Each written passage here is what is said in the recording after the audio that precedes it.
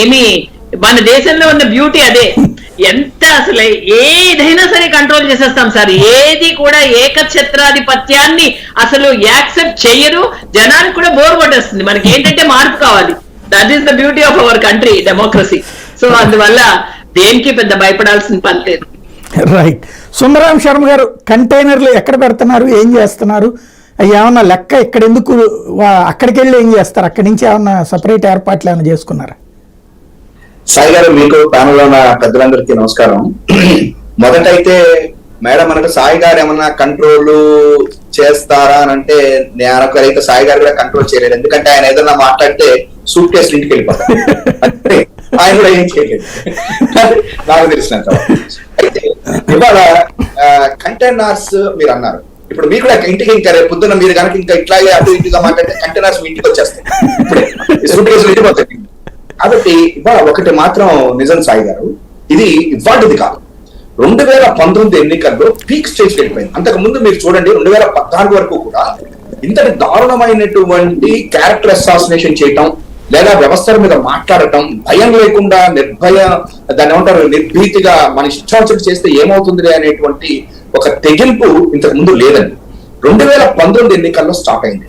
దీన్ని ఏ స్టేజ్కి వెళ్ళిపోవాలి ఆ స్టేజ్కి అప్పుడే వెళ్ళిపోయింది. ఇవాళ మనం మాట్లాడుతున్నటువంటివన్నీ కూడాను అప్పుడు ఉన్నదానికి ఏదో కొంచెం ఇంట్రెస్ట్ ఇదిలో మనం మాట్లాడుతున్నామే తప్ప ఆ రోజు 2019లోనే అయిపోయింది.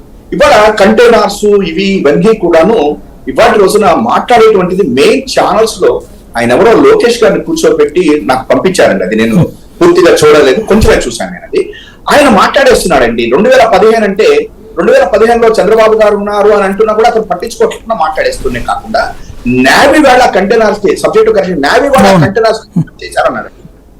పెద్ద క్రిమినల్ కేసు అండి అసలు. ఎందుకనంటే ఎంత ధైర్యం ఉంటే అట్లా మాట్లాడారు. ఈ రోజు వరకు కూడా అతని మీద ఏ వ్యవస్థ కూడా పట్టించుకోలేదండి. అంత పెద్ద ఛానల్లో బ్రహ్మాండంగా అంత ప్రసారం అయిన తర్వాత అతని మీద ఇమీడియట్ యాక్షన్ ఎందుకు తీసుకోలేకపోయింది ఇక్కడ ఉన్నటువంటి వ్యవస్థలు అనేటువంటిది? లేదా వాళ్ళు వినలేదా, వినేసేసి వదిలేశారా ఏంటి? చూడండి ఒకసారి. అదే ఇంకెవరైనా సామాన్యుడో ఎవరో మామూలు వాళ్ళు కనుక ఏదైనా ఒక వ్యవస్థ మీద మాట్లాడితే రెండో రోజు కల్లా దాని మీద డిబేట్లు పెట్టి అసలు అతని పాపం వాడు నేను పొరపాటు అయిందంటే నేను ఏదో చేశానని వదిలిపెట్టకుండా వాళ్ళ యొక్క జీవితాన్ని నాశనం చేసినటువంటి ఈ కొంతమంది పచ్చ మీడియా అతను అట్లా మాట్లాడిన దానిలో ఒక్కడ డిబేట్ పెట్టలేదు. అసలు తప్పు అని అక్కడ కూర్చున్నటువంటి యాంకర్ కూడా చెప్పలేదు. తప్పండి అది నేవీ వాళ్ళు ఎట్లా అనేటువంటి, అంటే వాళ్ళకి తెలిసా లేకపోతే ఏం చేస్తారనేటువంటి ఒక ఇదే నెంబర్ 1. నెంబర్ 2 వచ్చేసరికి వెళ్ళానండి.